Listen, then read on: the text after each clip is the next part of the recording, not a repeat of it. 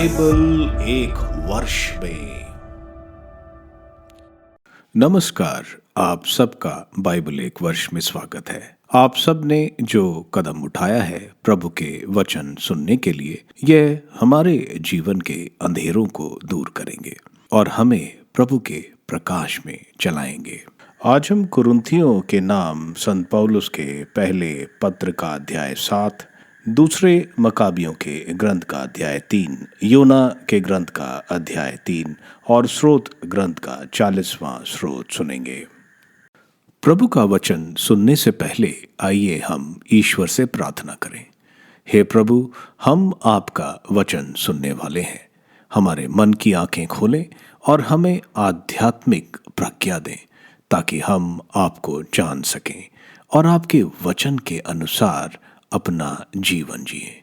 यह हम मांगते हैं आपसे प्रभु यीशु के नाम, आमीन।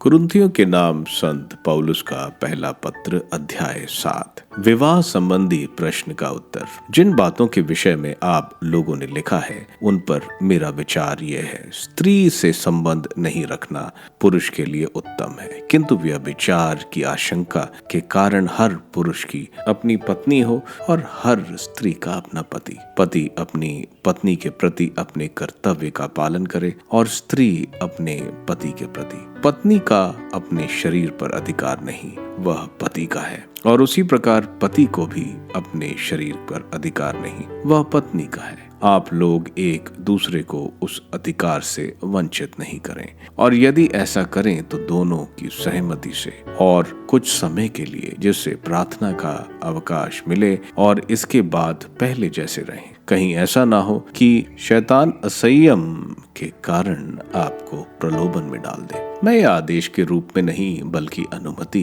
के रूप में कह रहा हूँ। मैं तो चाहता हूँ कि सब मनुष्य मुझ जैसे हों, किंतु ईश्वर की ओर से हर एक को अपना अपना वरदान मिला है, एक को यह, दूसरे को वह। मैं अविवाहितों और विधवाओं से यह कहता हूँ, यदि वह मुझ जैसे रहें तो यह उनके लिए उत्तम है। यदि वह आत्म संयम नहीं रख सकते तो विवाह करें, क्योंकि वासना से जलने की अपेक्षा विवाह करना अच्छा है। विवाहितों को मेरा नहीं बल्कि प्रभु का यह आदेश है कि पत्नी अपने पति से अलग ना हो, और यदि वह अलग हो जाए तो उसे या तो अविवाहित रहना चाहिए या अपने पति से मेल कर लेना चाहिए। पति भी अपनी पत्नी का परित्याग नहीं करे। दूसरे लोगों से प्रभु का नहीं बल्कि मेरा कहना यह है, यदि किसी भाई की पत्नी हमारे धर्म में विश्वास नहीं करती और अपने पति के साथ रहने को राजी है तो वह भाई उसका परित्याग नहीं करे, और यदि किसी स्त्री का पति हमारे धर्म में विश्वास नहीं करता और वह अपनी पत्नी के साथ रहने को राजी है तो वह स्त्री अपने पति का परित्याग नहीं करे, क्योंकि विश्वास नहीं करने वाला पति अपनी पत्नी द्वारा पवित्र किया जाएगा और विश्वास नहीं करने वाली पत्नी अपने मसीही पति द्वारा पवित्र किया जाएगा। नहीं तो आपकी संतति दूषित होती, किंतु अब वह पवित्र ही है। यदि विश्वास नहीं करने वाला साथी अलग हो जाना चाहे तो वह अलग हो जाए। ऐसी स्थिति में विश्वास करने वाला भाई या बहन बाध्य नहीं है।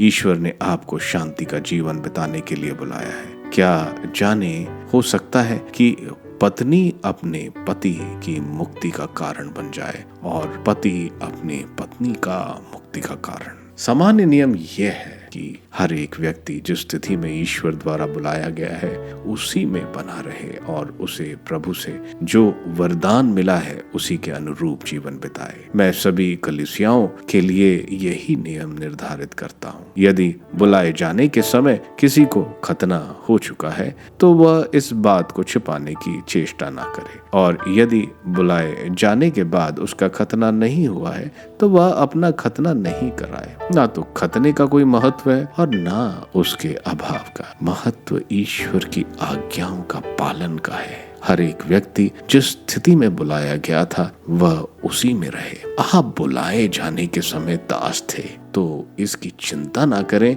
और यदि आप स्वतंत्र हो जा सकें तो दासी बना रहना अधिक उचित समझें। क्योंकि प्रभु द्वारा बुलाए जाने के समय जो दास था वो प्रभु द्वारा दास मुक्त है, और उसी प्रकार प्रभु द्वारा बुलाए जाने के समय जो स्वतंत्र था वह मसीह का दास है। आप लोग कीमत पर खरीदे गए, अब मनुष्य के दास ना बने।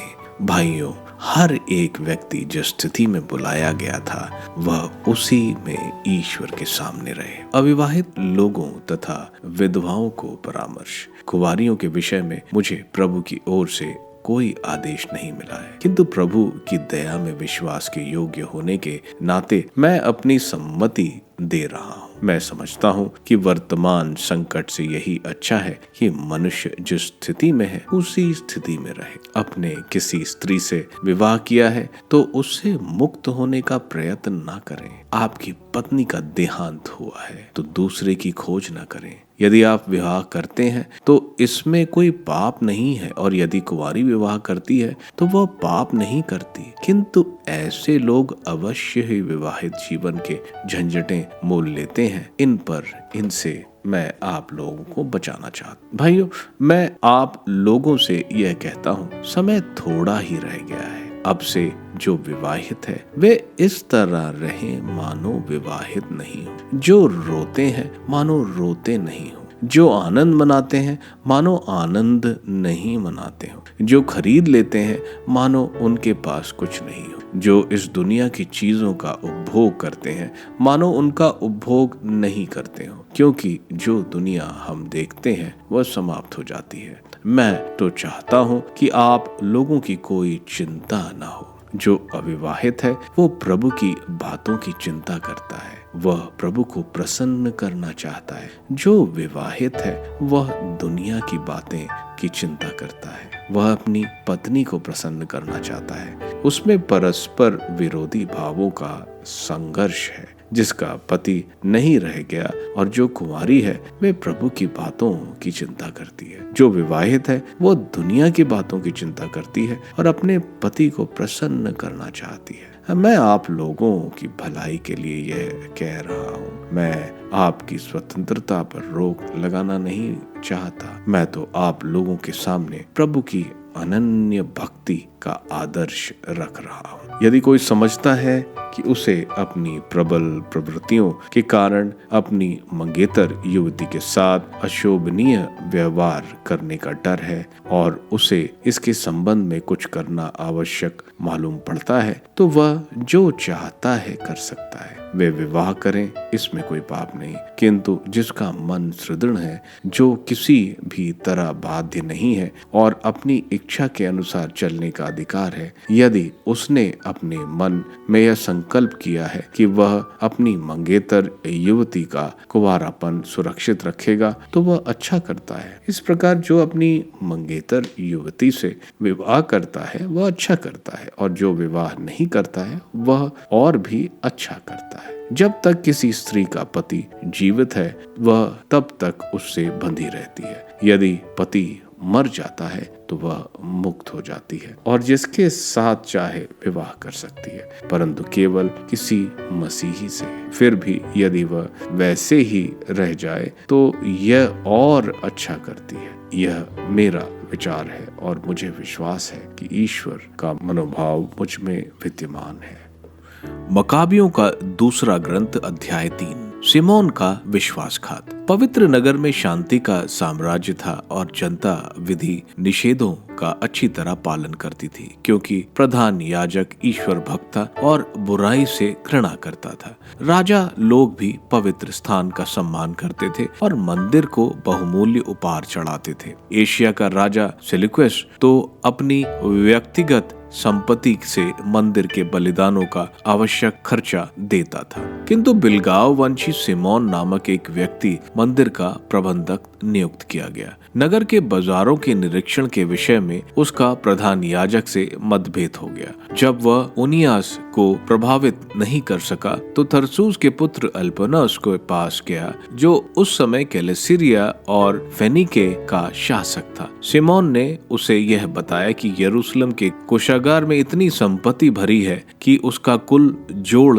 निकालना असंभव है और बलिदानों के खर्चे से उसकी कोई तुलना नहीं है। उसने यह भी कहा कि वह संपत्ति राजा को दिलाई जा सकती थी। जब अल्पेनोस राजा से मिला तो कोष के संबंध में उसे जो कुछ बताया गया था उसने वह सब राजा से कहा। राजा ने अपने प्रधानमंत्री हेलियोडोरस को बुलाकर उसे आज्ञा दी कि वह वहां जाकर वह संपत्ति जब्त करे। हेलियोडोरस तुरंत चल पड़ा। उसने यह बहाना किया वह कैलिसिरिया और फेनिकी के नगरों के दौरे पर जा रहा है, लेकिन सच तो यह था कि वह राजा का उद्देश्य पूरा करने गया। यरूशलेम में हेलियोडोरस जब वह यरूशलेम पहुंचा तो नगर के प्रधान याजक ने सद्भाव से उसका स्वागत किया। हेलियोडोरस ने बताया कि उसने क्या सुना है और यह भी स्पष्ट किया कि वह क्यों आया है। उसने पूछा कि सुनी हुई बात कहाँ तक सच है। प्रधान याजक ने उसे बतलाया कि यह कोष विधवाओं और अनाथों का है और इसका कुछ भाग टोबियास के पुत्र हिरकनस का है, जो एक बड़ा पदाधिकारी है। बात वैसी नहीं है जैसी विधर्मी सुमोन ने बताई है। कोष में कुल मिलाकर 400 मन चांदी और 200 मन सोना है। यह भी असंभव था कि उन लोगों का रुपया ले लिया जाए जिन्होंने इस स्थान की पवित्रता और संसार भर में प्रसिद्ध मंदिर की परम पावन अनुलंघनीयता पर विश्वास किया था। किंतु हेलियोडोरस ने राजा का आदेश दृष्टि में रखकर इस बात पर बल दिया कि वह संपत्ति राजकोष में रखी जानी चाहिए। उसने मंदिर में प्रवेश करने और कोष के निरीक्षण के लिए जो दिन निश्चित किया, उसने उसी दिन मंदिर में प्रवेश किया। इस पर सारा नगर भयभीत हो उठा। याजक अपने याजकीय वस्त्र धारण कर और मुंह के बल गिरकर ईश्वर से, जिसने मंदिर में रखी हुई संपत्ति के विषय में नियम बनाया था, यह प्रार्थना करते थे कि वह उन लोगों को संपत्ति की रक्षा करे जिन्होंने उसे मंदिर में रखवाया था। प्रधान याजक को देखकर कोई भी व्यक्ति अप्रभावित नहीं रह सका था। उसके चेहरे का मनोभाव और पीले रंग उसकी आत्मा का दुख व्यक्त करता था। वह अत्यंत भयभीत था और उसका शरीर इस प्रकार कांप रहा था कि जो भी उसे देखता वो समझ जाता कि उसके हृदय में कितनी तीव्र वेदना है। लोग बड़ी संख्या में अपने घरों से निकलकर सामूहिक प्रार्थना में सम्मिलित हो जाते थे, जिससे मंदिर का अपवित्रीकरण नहीं हो पाए। स्त्रियां छाती के नीचे टाट के कपड़े पहनकर गलियों में एकत्र हो जाती थी। लड़कियां जो प्राय घर के अंदर ही रहती थीं, अब झुंड बनाकर मंदिर के फाटकों या दीवारों की ओर दौड़ती या खिड़कियों से बाहर देखती थी। सभी स्वर की ओर हाथ पसार कर प्रार्थना करती थी। यह दृश्य कितना करुणाजनक था। सभी लोग मुंह के बल गिरकर प्रार्थना करते थे और प्रधान याजक भावी अनिष्ट की आकाश से अत्यंत व्याकुल था। जिस समय सभी प्रार्थना कर रहे थे कि प्रभु उन लोगों की संपत्ति की पूरी रक्षा करे जिन्होंने उसे मंदिर में रखवाया था, उस समय हेलियोडोरस ने अपना संकल्प पूरा किया। प्रभु द्वारा कोष की रक्षा।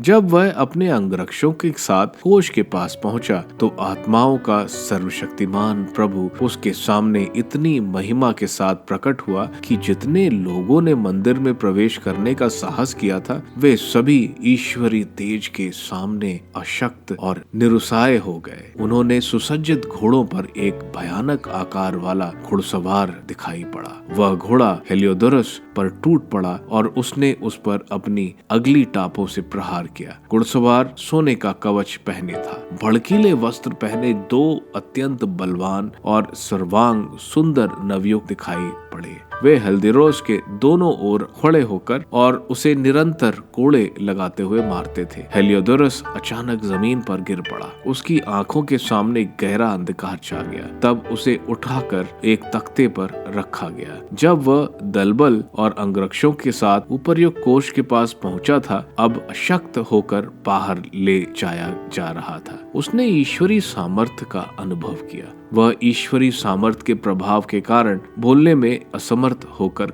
पड़ा रहा और उसके बचने की कोई आशा नहीं थी। हेल्दोरोस की प्राण रक्षा। उधर लोगों ने ईश्वर को धन्यवाद दिया जिसने अपने मंदिर की महिमा की रक्षा की। वह मंदिर जो अभी अभी भय और आतंक से आच्छादित था, अब हर्ष और उल्लास से गूंज उठा, क्योंकि सर्वशक्तिमान प्रभु वहां दिखाई पड़ा था। हेलियोडोरस के कुछ साथियों ने उनियास से तुरंत यह निवेदन किया कि वह सर्वोच्च प्रभु से प्रार्थना करे जिससे वह मरणास्त्र हेलियोडोरस का जीवन प्रदान करे। राजा कहीं यह ना सोचे कि यहूदियों ने हेलियोडोरस को छल कपट से मारा है, इसलिए प्रधान याजक ने उसकी प्राण रक्षा के लिए बलिदान चढ़ाया। प्रधान याजक अभी प्रायश्चित बलि चढ़ा ही रहा था कि उसी समय हेल्दिरोस को वे दोनों नवयुवक वही वस्त्र पहने दिखाई पड़े। उन्होंने उसके सामने आकर उससे कहा, तुम्हें प्रधान याजक उनियास को बहुत धन्यवाद देना चाहिए, क्योंकि उनकी प्रार्थना के कारण प्रभु ने तुमको जीवन प्रदान किया है। ईश्वर ने तुमको दंड दिया, इसलिए तुमको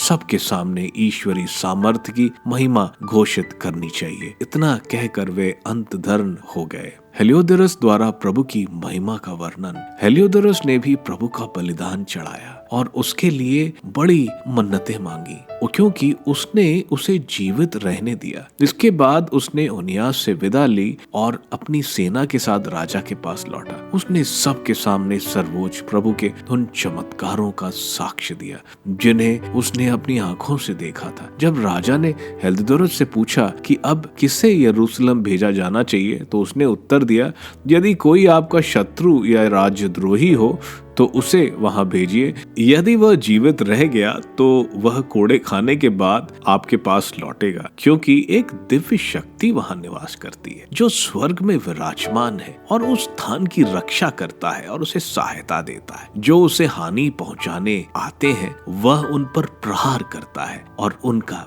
विनाश करता है। यह हेलियोडोरस और कोष की रक्षा का वृत्तांत है। योना का ग्रंथ अध्याय 3। निनवे का पश्चाताप और ईश्वर की क्षमा। प्रभु की वाणी योना को दूसरी बार यह कहते हुए सुनाई पड़ी, उठो महानगर निनवे जाकर वहां के लोगों को उपदेश दो जैसा कि मैंने तुम्हें बताया है। इस पर योना उठ खड़ा हुआ और प्रभु के आज्ञा अनुसार निनवे चला गया। निनवे एक बहुत बड़ा शहर था, उसे पार करने में 3 दिन लगते थे। योना ने उसमें प्रवेश किया और 1 दिन की यात्रा पूरी करने के लिए वह इस प्रकार उपदेश देने लगा, 40 दिन के बाद निनवे का विनाश किया जाएगा। निनवे के लोगों ने ईश्वर की बात पर विश्वास किया। उन्होंने उपवास की घोषणा की और बड़ों से लेकर छोटों तक सब ने टाट ओढ़ लिया। निनवे के राजा ने यह खबर सुनी, उसने अपना सिंहासन छोड़ दिया, अपने वस्त्र उतारकर टाट पहन लिया और वह राख पर बैठ गया। इसके बाद उसने निनवे में यह आदेश घोषित किया, यह राजा तथा उसके सामंतों का आदेश है, चाहे मनुष्य हो या पशु, गाय बैल हो या भेड़ बकरी, कोई भी ना तो खाएगा, ना चरेगा और ना पानी पिएगा। सभी व्यक्ति टाट ओढ़कर पूरी शक्ति से प्रभु की दुहाई देंगे। सभी अपना कुकर्म तथा अपने हाथों से होने वाले हिंसात्मक कार्य छोड़ देंगे। क्या जाने ईश्वर द्रवित हो जाए, उसका क्रोध शांत हो जाए और हमारा विनाश न हो। ईश्वर ने देखा कि वे क्या कर रहे हैं और किस प्रकार उन्होंने कुमार्ग छोड़ दिया, तो वह द्रवित हो गया और उसने जिस विपत्ति की धमकी दी थी उसे उन पर नहीं आने दी। स्रोत ग्रंथ स्रोत 40। धन्यवाद ज्ञापन। संगीत निर्देशक के लिए दाऊद का एक स्त्रोत। मैं प्रभु की प्रतीक्षा करता रहा, उसने झुककर मेरी पुकार सुनी। उसने मुझे विनाश के गर्त से, दलदल के कीच से निकाला। उसने मेरे पैर चट्टान पर टिकाकर मुझे दृढ़ कदमों से आगे बढ़ने दिया। उसने मेरे मुख में एक नया गीत, हमारे ईश्वर का स्तुतिगान रखा। बहुत से लोग यह देखकर प्रभु पर श्रद्धा और भरोसा रखेंगे। धन्य है वह मनुष्य जिसने प्रभु का भरोसा किया और घमंडियों तथा मिथ्यावादियों का साथ नहीं दिया। प्रभु मेरे ईश्वर, तूने हमारे लिए कितनी महान योजनाएं और कार्य संपन्न किए। तू अतुलनीय है, यदि मैं तेरे कार्यों की घोषणा और वर्णन करना चाहूँ तो वे इतने अधिक हैं कि मैं उनके वर्णन में असमर्थ हूँ।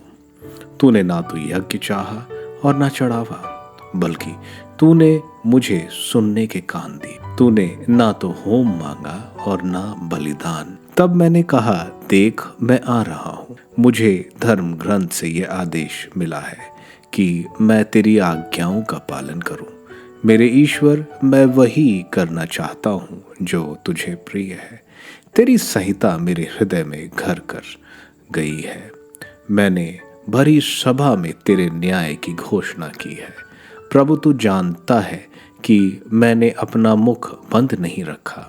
मैंने तेरी न्याय प्रियता को अपने हृदय में नहीं छिपाया। मैंने तेरी सत्य प्रतिज्ञता और सहायता का बखान किया।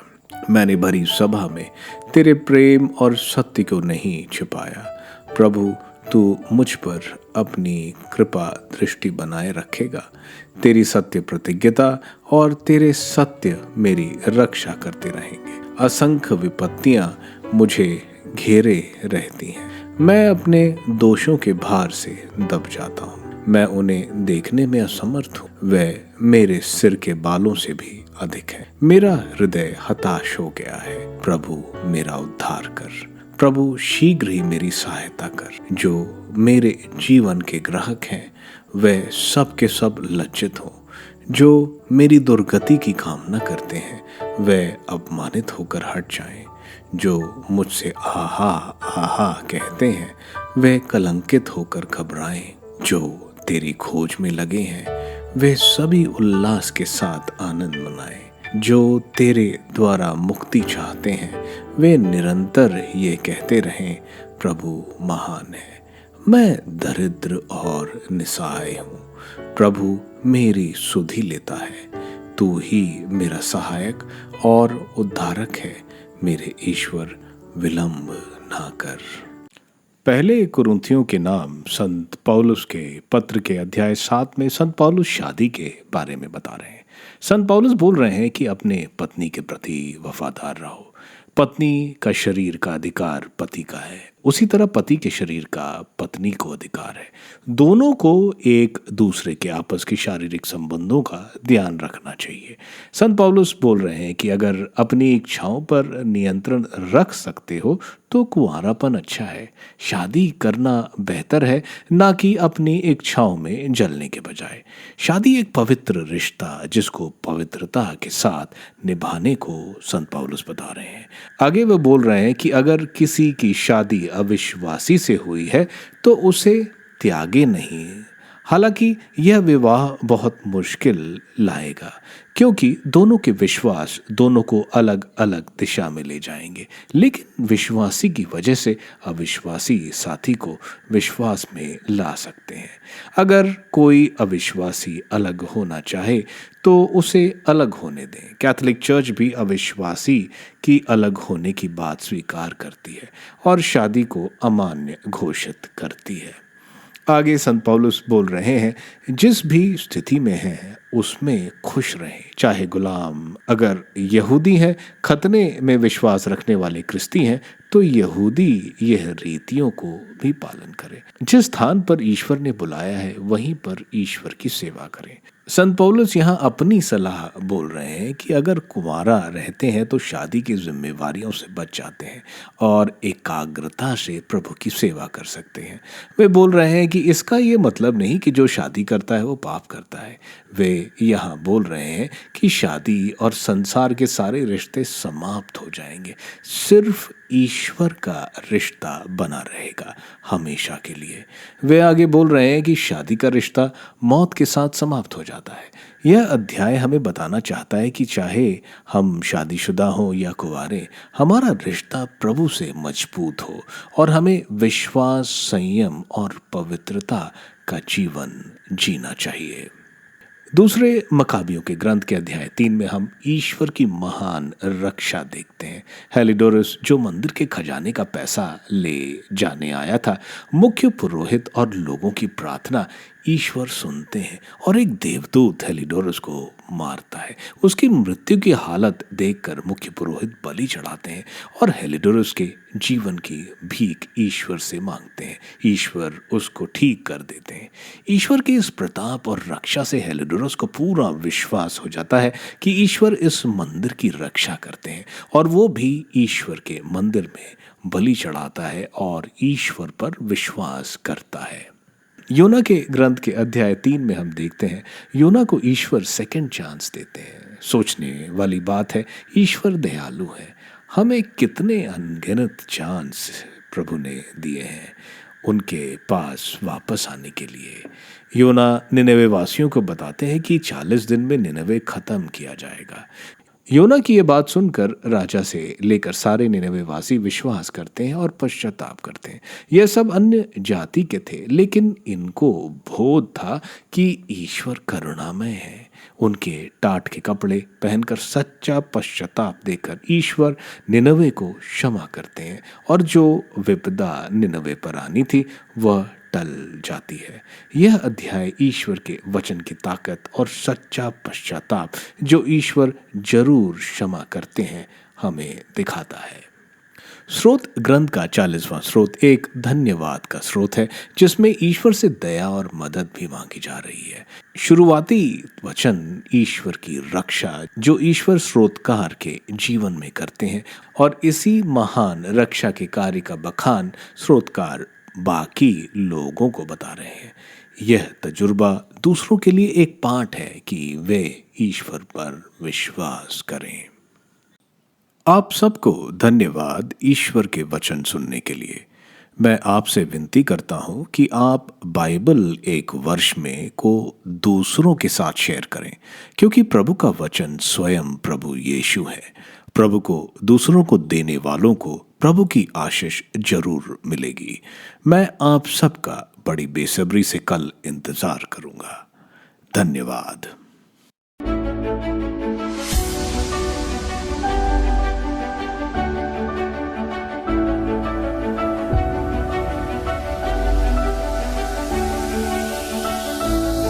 बाइबल एक वर्ष में